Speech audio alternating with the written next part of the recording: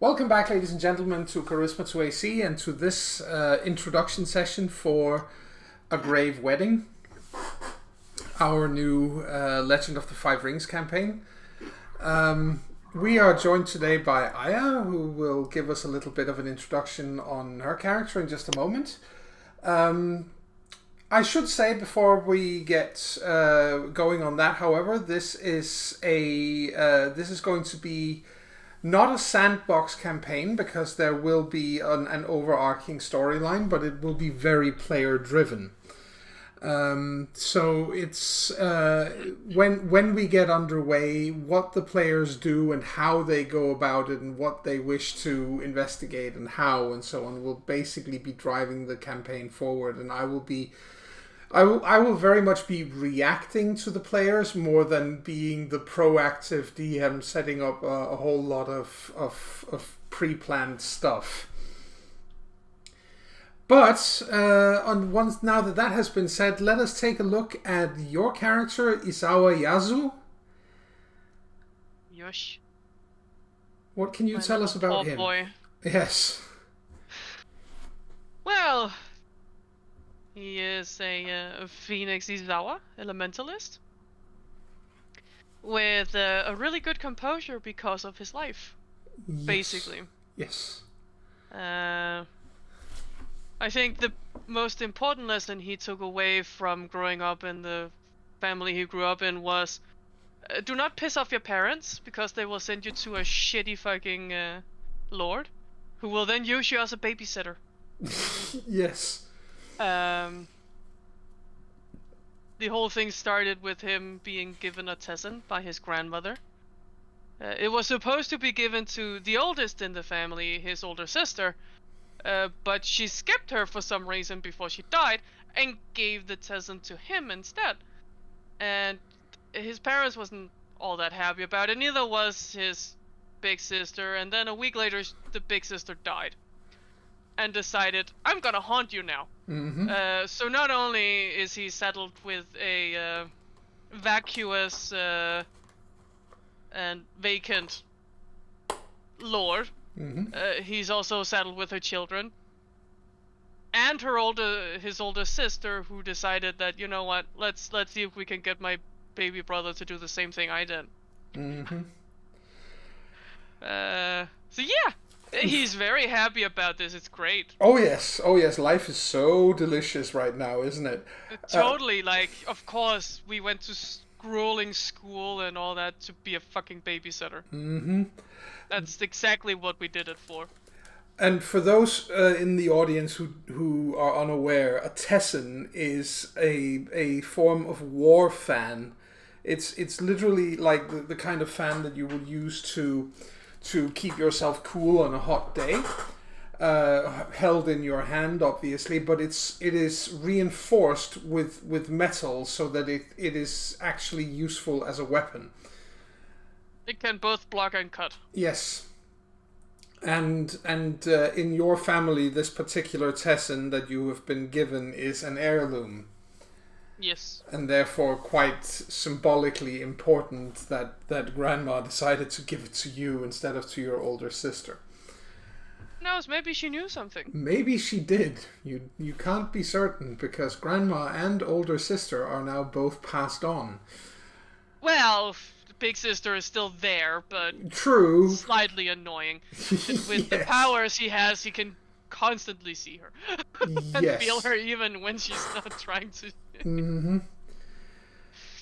Because of course the point of it is that being an Isawa, you are what is known as a Shugenja. And again, for those who are unaware of what that means because you are unfamiliar with the system, a Shugenja is a form of mage priest. They are the magic users of Legend of the Five Rings, but they are also the spiritual guides of the samurai class. And consequently, they can interact with the spirit world and with the ghosts of the deceased and so on far more readily and far more easily than most other people can. It is definitely a mixed blessing, let's put it that way. Yeah, especially when you take the thing where you just do so. Oh yeah. So we start out in Kyoto Isawa, which is located all the way up here. So you are pretty much in the north eastern corner of the empire.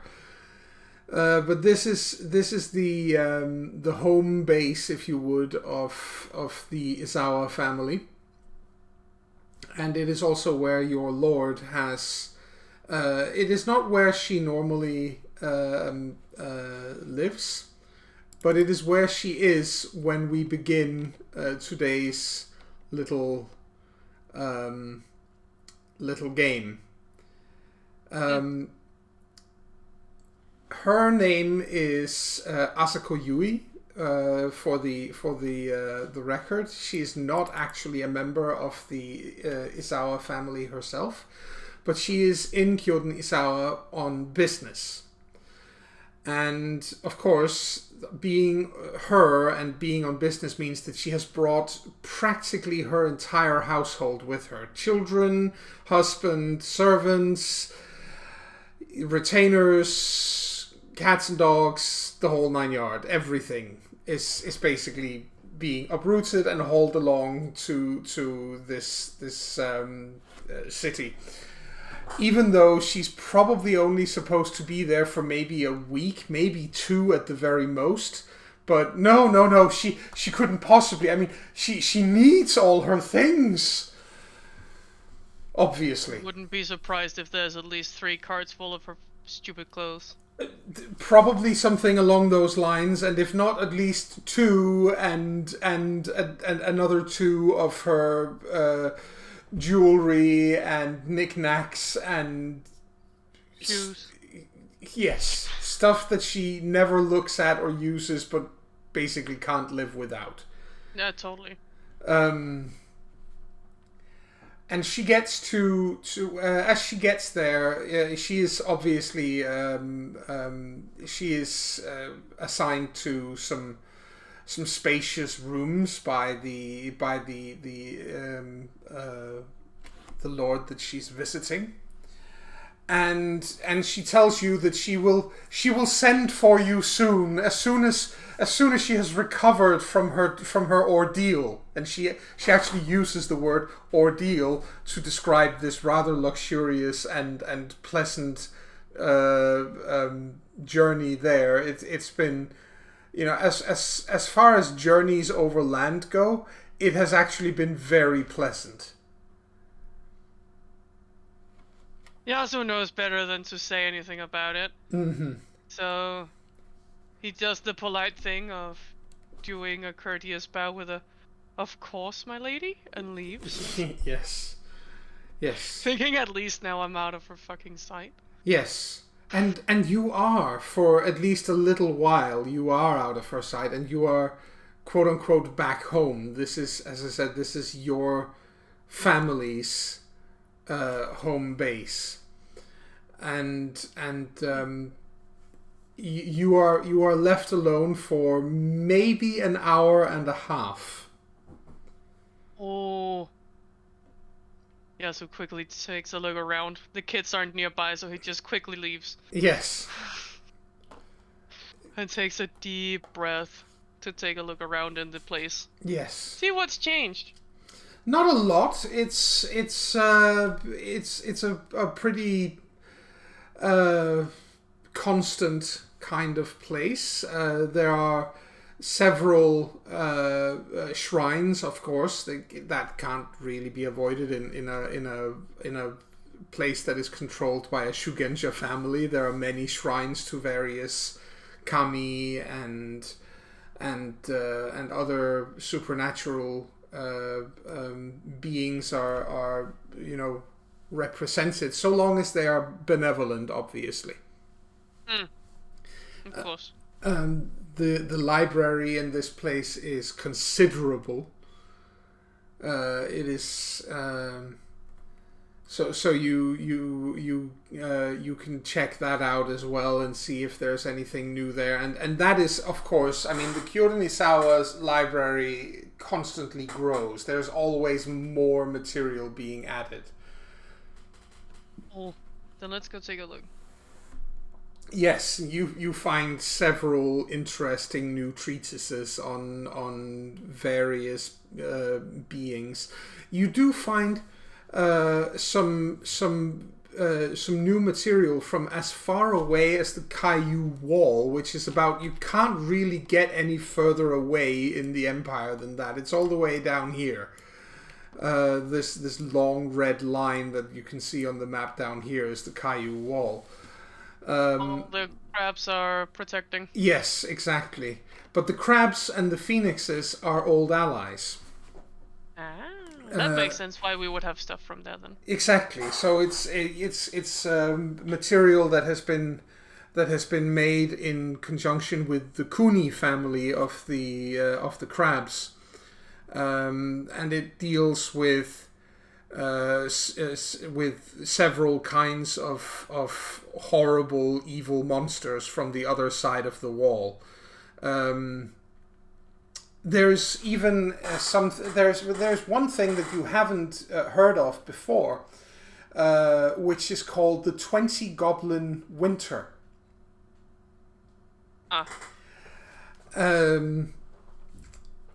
Which is apparently a crab tradition, as you just skim through it, where any Ronin who wishes to join the crab clan can do so if they, over the course of a single winter, can bring 20 goblin heads back to the crabs. Then they get adopted into the crab clan because, hey, you know how to kill bad things from the other side of the wall, we can use you. He briefly plays with the idea, but then shakes his head.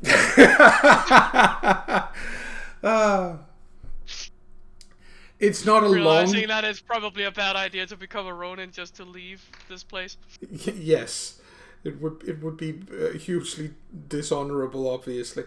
Exactly. Hence the nah. But on the other hand, freedom. With the amount he's been disrespected already, no one would be surprised. But maybe that's on purpose. Maybe they're just waiting to see how much he can take before he breaks. That is entirely... You don't ever really know, right? No, that is entirely possible, of course. As you are standing there looking at these treatises, the 20 Goblin Winter one being the primary one, you hear your sister behind you. She's giggling slightly. Have you found something funny? Yes, that, she says, and indicates the treatise. 20 goblins. Oh, any samurai worth his own salt should be able to take down mere 20 goblins, surely. Probably. I guess the crabs must be getting desperate. You think? Well, wouldn't you be if you're standing on the wall facing all that evil stuff from the other side and nobody's coming to help you? I suppose. But at least it's more honorable than be a babysitter. Puts it back. She gives you a look of brief but genuine sympathy that yes, you are in fact, she does in fact hear you when it comes to the whole babysitting thing. She agrees with you, at least on that it's specifically because since she is haunting you, she also has to look at and listen to these kids every day, all the time. So she's kind of roped into it, despite what she might want or not want. She might be able to walk a little bit away from it. It depends on how far they can actually move. But she has a tendency to always come back, right? Like, she hasn't suggested that you do anything vile to the kids yet, but you do sometimes get the distinct feeling that she's toying with the thought. The way she also has warned her that he will start a fucking exorcism if she ever tries anything. Oh yeah. And he's only basically, letting her stay there because they are family. Yes. Otherwise he would get rid of her. Yes. So after about, as I said, about an hour and a half, a servant comes running to find you. It's one of your ladyship's servants. You know him well enough. The poor man is just as horribly overworked as you are, but he's not a samurai. He's a commoner. So however overworked he might be, at least that is his lot in life. Yeah. Though she could probably take on more people if she weren't that freaking, uncaring. Yes. And so he finds you and bows deeply and respectfully to you and says, Lady Asako requests your immediate presence. Sir, I do beg your pardon for the intrusion. It's alright. Where is she at? In her rooms. Yasuo nods. In his mind, of course she is. Yeah, where else would she starts possibly going be? back. Yes. And on his way back, he airs the suggestion. I wonder if she, got rid of her cook, and I also have to cook for her now. Oh, that's better than my thought. Your sister says. I thought she might have broken a fingernail, and she needs you to file it down. Remember last time she did that? Don't remind me. So you get back there to where she is located. And you can hear her several rooms away. She has unmasked good and proper. Oh, God. When she unmasks, she gets loud. You've seen it and heard it before, and this is no different. She gets very loud and lets everyone in a wide radius know of her displeasure with whatever is going on. Apparently, she has been invited somewhere else. Okay. And she can't deal with it, I'm guessing. No. Do you enter? He does the proper greeting before entering, yeah. Yes. When she sees you, she immediately calms down a little. Only a little. Only a little. Enough that she's not shrieking at servants anymore, at least.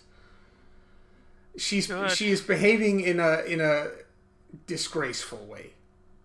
Honestly, it's if another samurai had seen her in that state of being, it would certainly have cost her a considerable amount of face.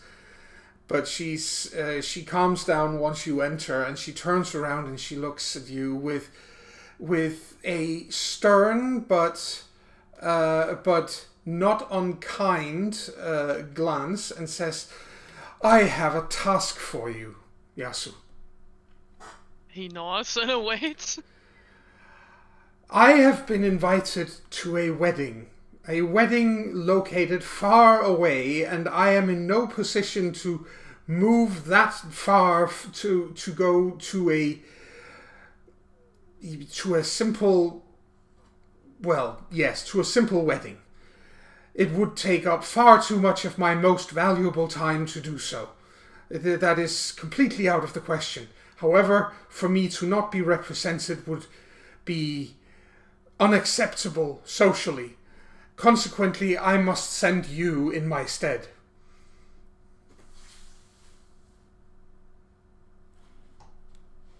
Yasuo nods. All right.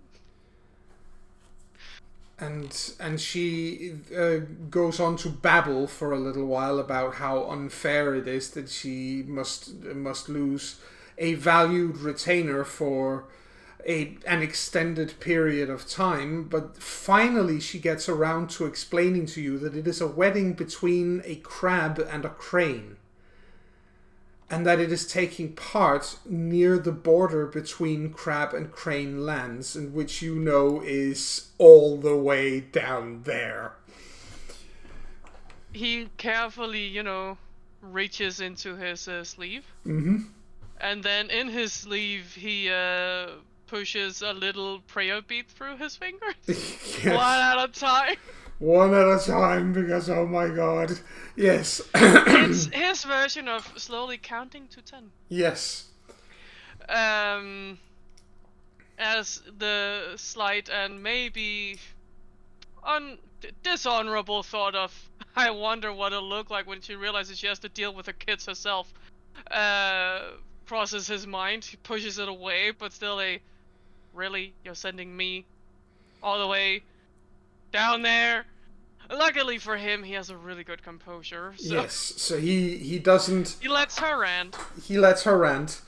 From the sound of it, though, it does sound like you take a single point of strife. So so you can add that, but but you manage to fully keep yourself composed and calm in the face of this Yeah. angry It's only woman. 1 out of 10. It's fine. Exactly. And That's probably why he has a really good composure. He's gotten used to this crap. yeah, probably. And so she says, well, naturally, I will make sure that you are properly equipped for the journey. That goes without saying. But I do expect you to return as quickly as possible. I obviously need you here. Of course, my lady. And just as she says that, and just as you answer, the door opens and 2 of her kids come storming through. 2 of her sons, who are clearly playing the Rokugani version of Cops and Robbers, which is probably in this case Samurai and Commoner. Samurai and Bandits or something along those lines. Yes, and they are swinging little wooden swords around and making a royal noise of everything. But I mean, they're kids, so they are allowed to in a different way than an adult, obviously. Yasu understands that more than her. Yes, and it shows because she gets angry with them for this and begins to scold them and I mean, these kids are 7 and 8, respectively. Alright. So she got them close together. Yeah, she did. How many does she have in all? 4. 4, alright. 2 sons and 2 daughters. And these are the 2 sons. And it was a daughter first, then the 2 sons, and then another daughter. Alright. Big sister is probably out practicing something. She's probably practicing her calligraphy. She has a talent for it. Oh. She's also by far the most pleasant of the kids. That's because she's the oldest and probably had to take care of the younger. Yeah, she's 13 years old and she is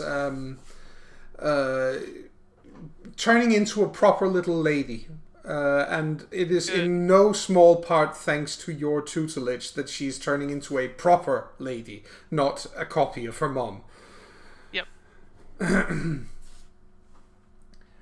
And God's forbid if another one of those came around. Yeah, that would be horrible. But yes, your ladyship looks at you and takes a deep breath once her 2 sons have stopped shouting and are shuffling out of the room. She looks back to you and takes, as I said, takes a deep breath and goes, "Do you have any questions?" What of wedding gift? Oh, I will make sure that a proper gift is sent along with you. Problem is always, what do you give a crane that they won't look down their noses at, and what do you give a crab that isn't a weapon? Yasu looks thoughtful for a moment. Cranes like fashion, and Traps is pretty good on the field. How about wear that you can also wear when you're out on the battlefield? What an excellent idea. See, this is why I need you around, she says, and looks distraught that you're going away for a while, but there's no choice apparently. And Yasu's calm mind is like, yeah, it's such a shock that the only adult is leaving. Indeed. But she does seem to agree with your suggestion. And she starts mumbling about having a pair of armored haori made with the family crests of the two of the bride and the groom. And she says, so you will be leaving in a month's time. All right. And so basically what we shall do is we shall do a bit of a fast forward to about 5 weeks into the future, where you have in fact set out on your journey. Grumbling all the way, but it doesn't take... But only in his own mind. Yeah. It probably doesn't take too long before you realize that at least your sister is very happy to be out and about because there are no kids around. I think the second he realizes he's away from her, it also kind of gets better, but still I'm out on her dirty work. Yes.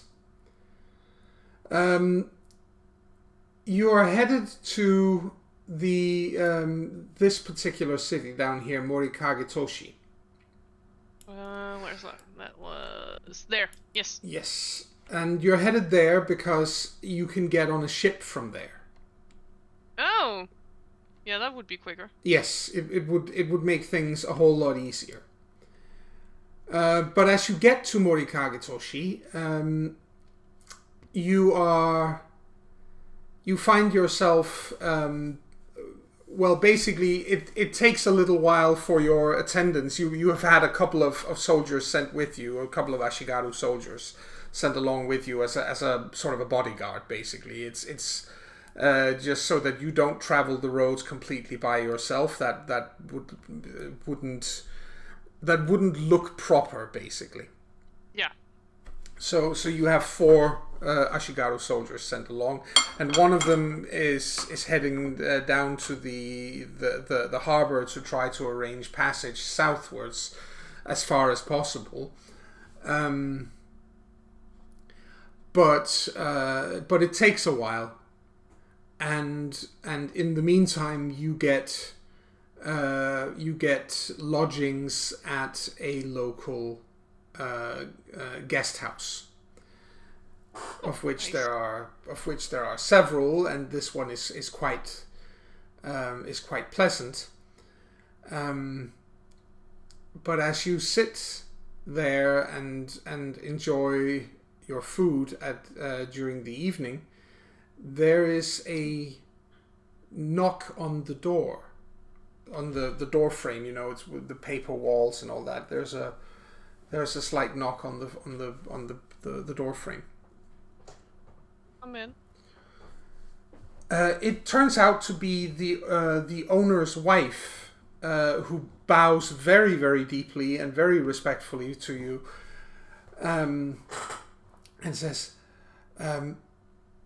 "Sir, I beg your pardon for the intrusion, but there is a woman outside who says that she must see you and that it is important, and she mentioned you by name." Okay. Could you show her in? Of course. And it takes a little while, and she comes back with an old lady who seems to be bent over so far that it's impressive that she's able to stay upright at all. No, she's just very polite. Sorry, one more time? He's just very polite, constantly bowing. Yes, yes, absolutely. And she's supporting herself on 2 canes, one for each hand, and she walks quite slowly.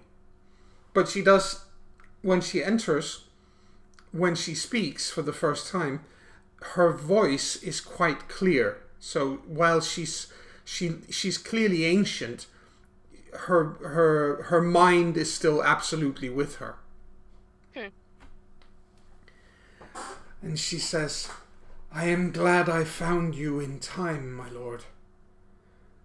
I have had a vision, and I saw you and heard your name.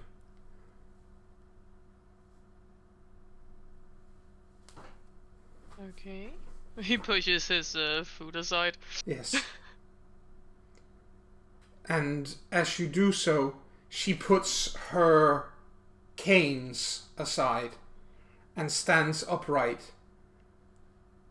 And you realize at that moment that you're dealing with a spirit, but not a hostile one.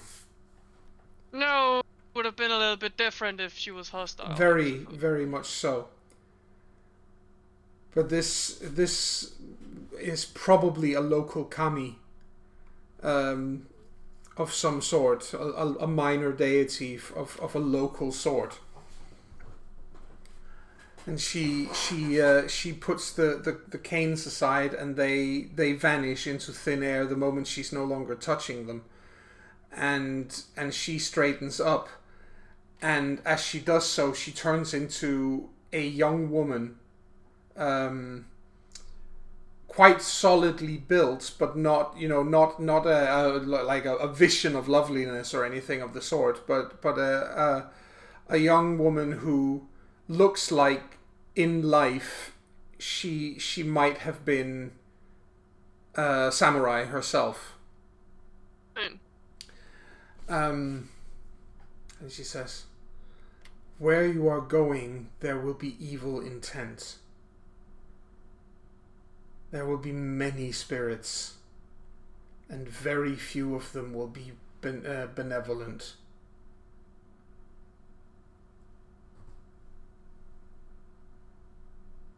He also looks thoughtful. The wedding. The wedding, indeed. I'm not surprised. The crabs and the cranes usually don't like each other. No, they don't. It is a wedding between a crane and a crab. This was not clear to me. I see." She nods again and says, Was he told what family the families that were married? Yes, you have been told that it's a Yasuki and a Kakita. Kagita. Yes. And not only that, it's a Kagita and a Yasuki.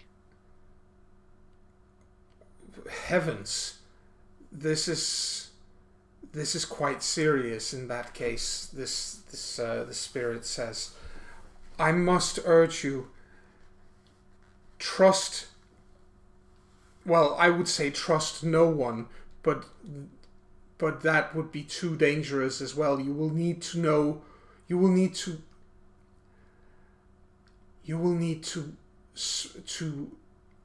apply your trust very, very carefully, sir. What is what seems friendly is not necessarily so.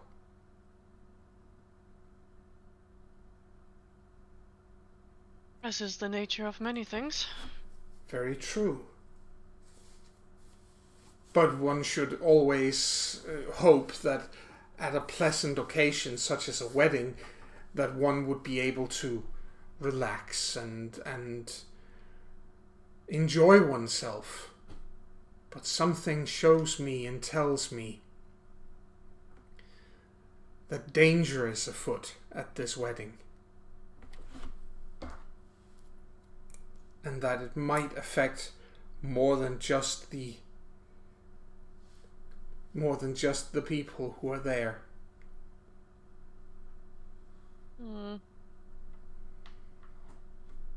A bad omen. A very bad omen indeed.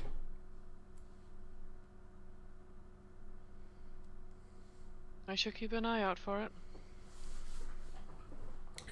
The woman bows and says, I have something that I will bestow upon you to help you if you wish it.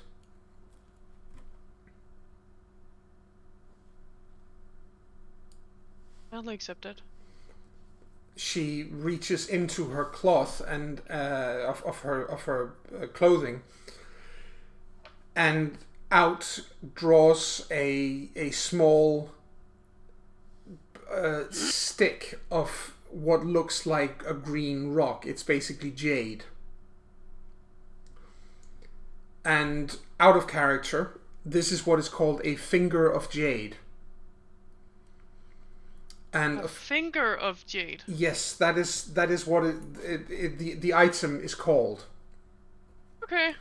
And it will help you against something known as the Shadowlands Taint. Basically, jade is the purest material known in Rokugan. So evil taint will affect the jade first before it affects you. It has to destroy the jade before it can reach you, so long as you keep it on you. That's kind of smart. It is. It's a form of supernatural protection for your soul. Yeah. All right.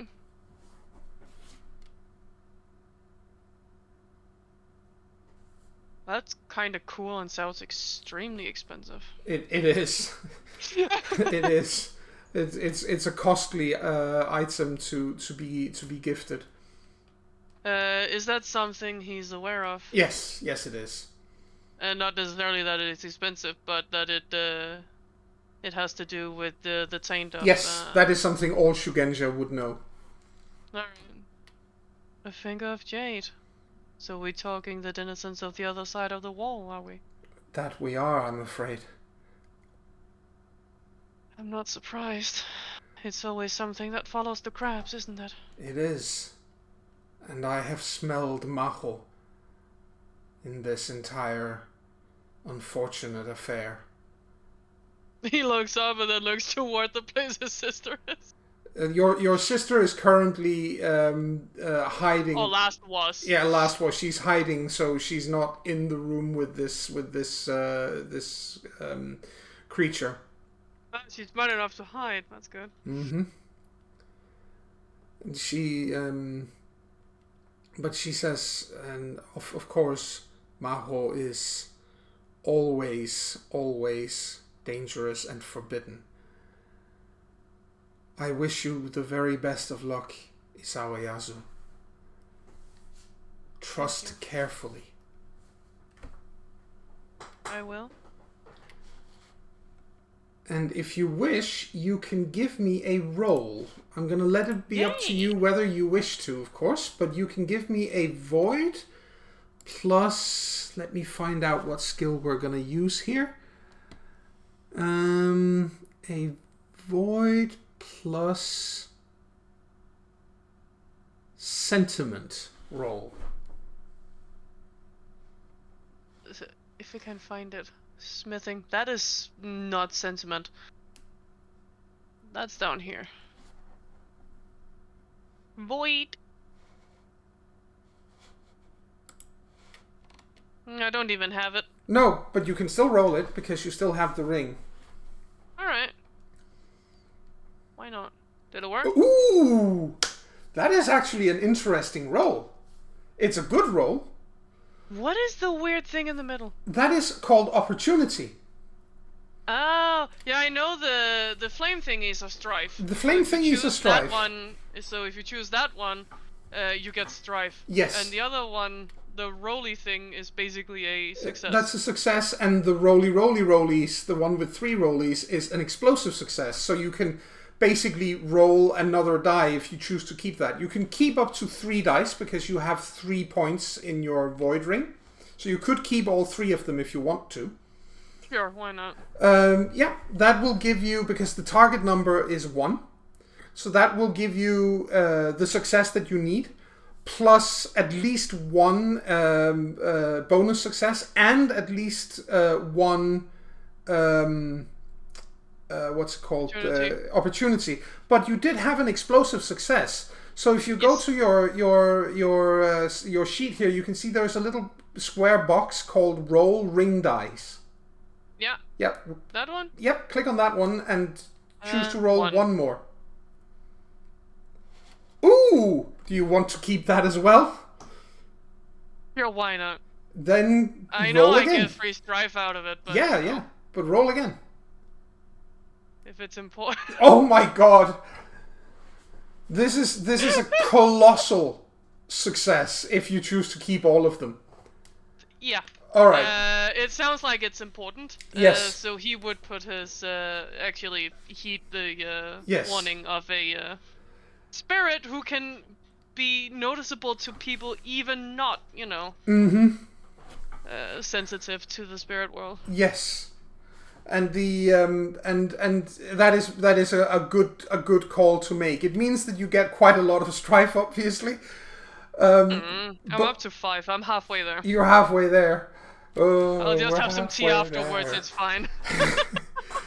But yes, you get a total of 4 successes and 1 opportunity, which is a huge success. And for one thing, the first thing that you get out of it is that you are completely certain that she is not only telling the truth, but she is 100% benevolent. She's in no way trying to fool you or trick you. You also have an insight because you use your void ring. And the void ring represents weird, otherworldly shit, basically. So you have a mental image of, you see your sister.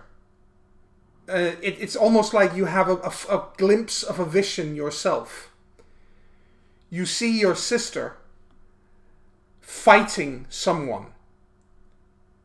You're not sure exactly who it is that she's fighting, but you can recognize that she's using Maho, and so is the opponent. So this is a fight of evil versus evil. Yeah. But she is desperate and trying to survive, and you have this strange sensation you may actually be seeing some of her last moments. And she shouts out a name as she's about to die, almost in defiance of whomever it is that's killing her. She shouts out the name Zhu. Zhu? Zhu. Z-H-U. And it's clear that either it's her assailant or someone else she was pissed with. Either or, you can't know for fact, but it's you're pretty sure because this is the opportunity that gives you this. You are pretty sure it's the one she's fighting. That she's raging against someone who is basically killing her. Yeah.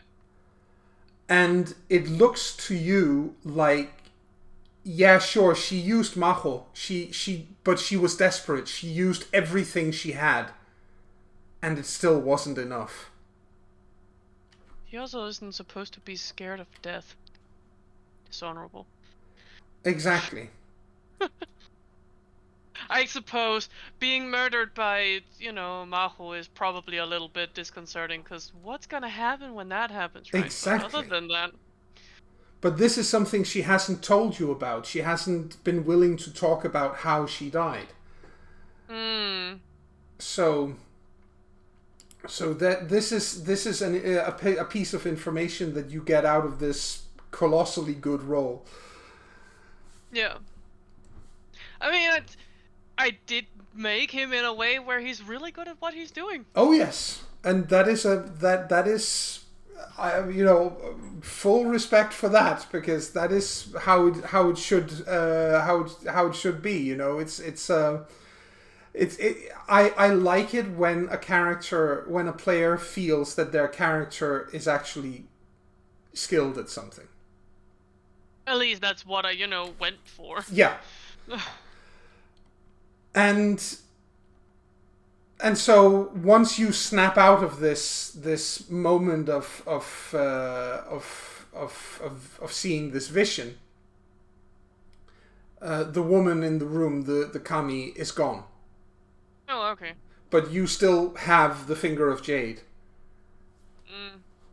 He looks at it, and then looks where she stood, and then puts it away, turning around to, make some tea. Yes.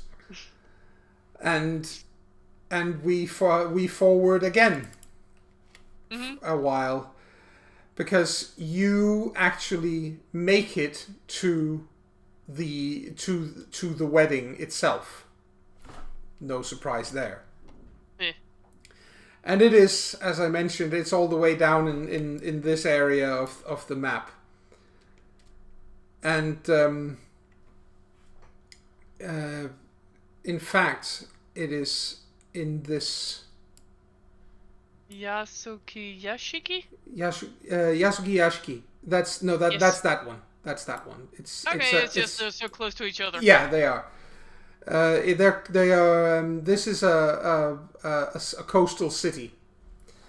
And you are. You make it all the way down there by ship. Several ships, but you have to change. Ride a couple of times along the way, but you do make it all the way down there safely.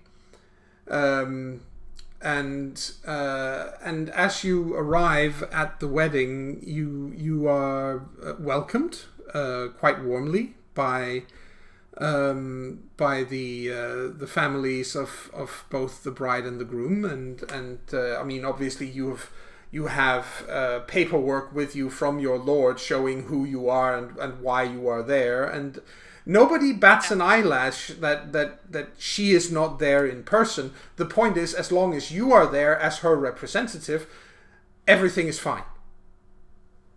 Oh. Okay. That's the way it's looked at. That she has sent a worthy representative in her stead. That is absolutely fine. Yeah. Probably also helps that people know that I'm assigned to her.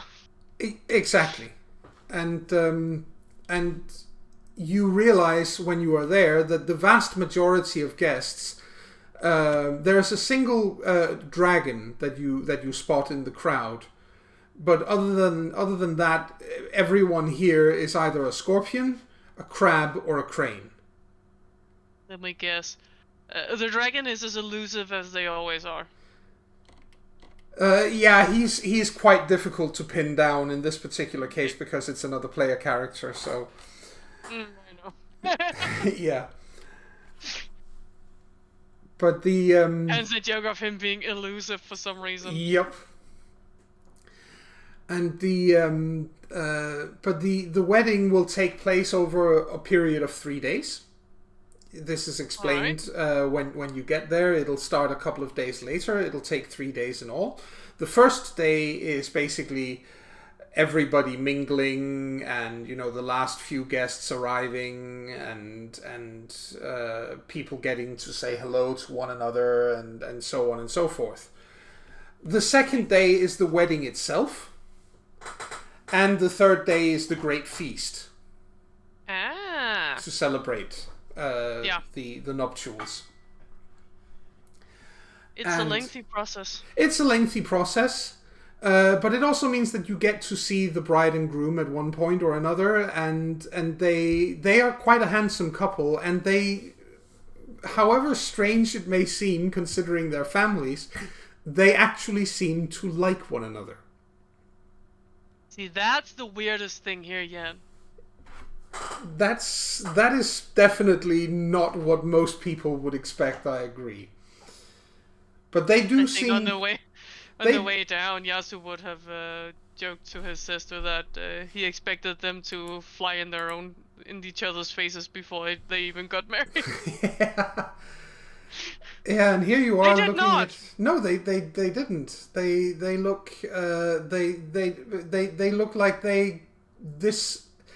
You know, you can't say that they look like they're in love necessarily, because that's a quite specific feeling. But this definitely gives off the vibes of, yes, this is an arranged marriage, but it's one of those few ones that might actually turn out happy.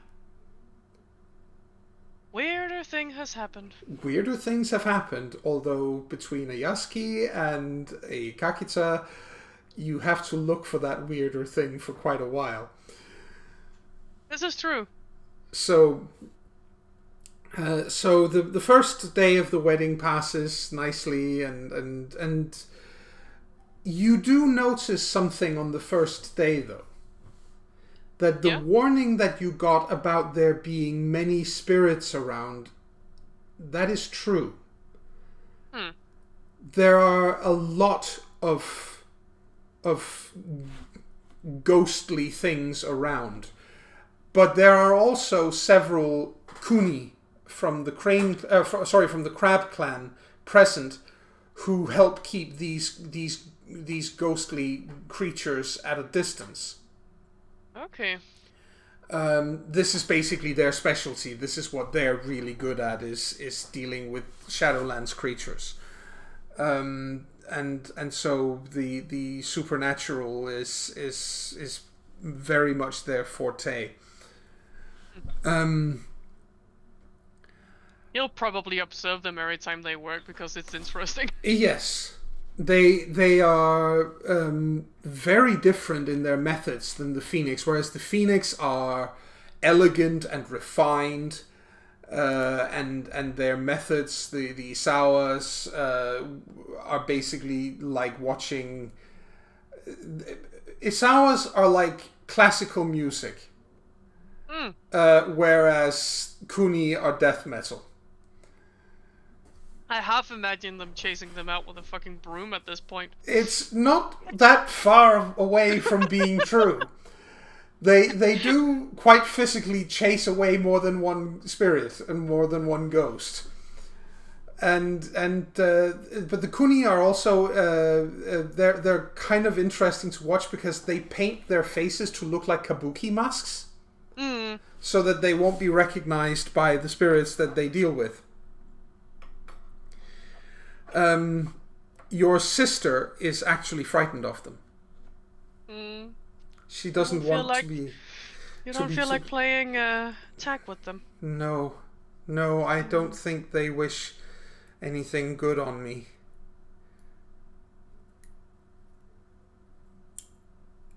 Probably not.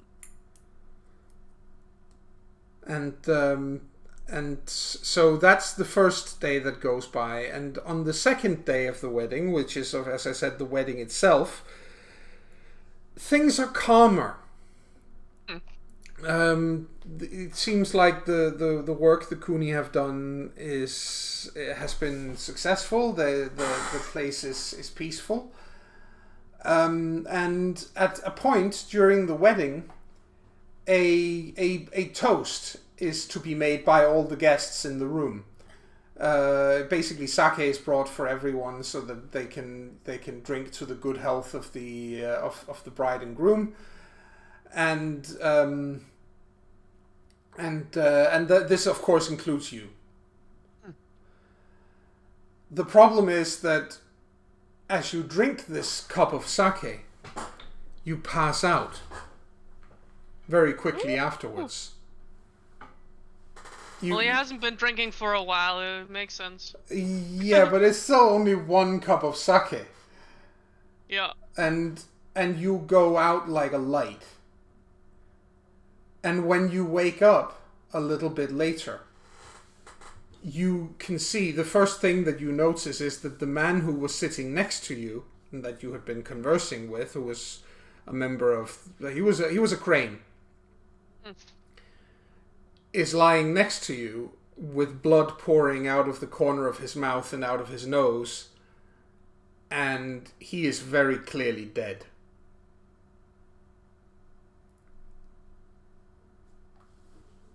Then. And then you hear a laughter.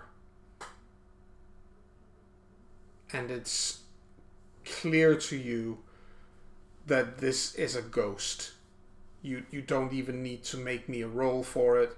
You know immediately that you are being laughed at by someone who is dead. Ugh. Ah, shut up. It's not me. Hmm? It's your sister near you. It's not me. No, what? He looks up and looks around, like, oh, well, you usually laugh if something weird happens. Why is it not you? And then tries to figure out what the fuck is going on. Yeah, and you see in the middle of the room, apart from the fact that only very few people are moving, the dragon is moving. There is one female samurai who looks like a crab who's moving. There's you, and there's the bride. Everyone else is lying deadly still. Everyone else is, as far as you can tell from where you're sitting, dead. The whole room. And hovering in the middle of the room, you see a greenish, sickly green sphere of light. And from within this sphere of light, you can see the very faint outline of a man. And that man is the one doing the laughing.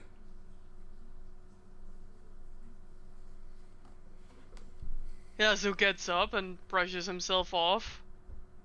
Not moving his eyes from the greenish thing in the middle. Mm-hmm. I suppose this is your doing?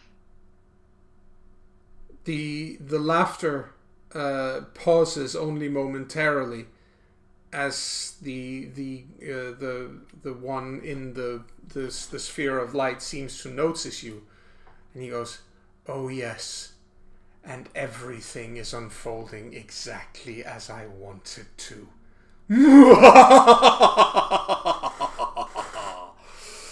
And that is where we will end. The last thought. And I thought my fucking lord was annoying. Ah, great. Oh, Here great. I was, happy to be away from home. Oh well. Yeah. You get 1 XP for this. Yay! Because the way you get XP in this game is that for every hour that you play, you get an experience. Oh, interesting. And then you can get for, particularly great RP or something, I can give bonus XP for that. But as a baseline, you get 1 XP for every hour that people have played. Okay, where do you note this? If you look under your character, I think it is... Yes, it's under school. Ah. Total XP, 1. Yes. Not 10, 1. There we go. There you go. Nice. So that is your introduction, and that got you up to the point of the campaign's beginning. Nice. I hope you enjoyed. Bam, bam, bam. Bam, bam, bam, bam. I do hope you enjoyed. I did. Great. All right, and for the listening audience, we thank you for listening in, and we hope that you will be back for more A Grave Wedding with us here at CharismaToAC, and we will see you then. Bye for now. See you.